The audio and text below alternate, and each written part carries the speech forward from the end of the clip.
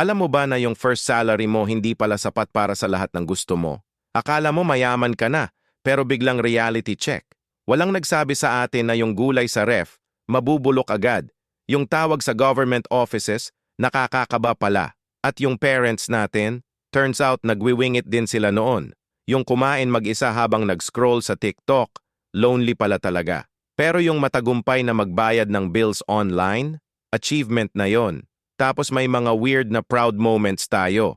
Kapag matching na yung Tupperware mo, feeling organized ka na.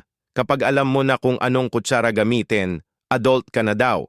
Pero yung pinaka-real, yung araw na tumigil ka na mag-aya sa friends kasi pagod ka na. Hindi ka naman naging boring, tired ka lang talaga. Ang totoo, lahat tayo nag-figure out pa rin.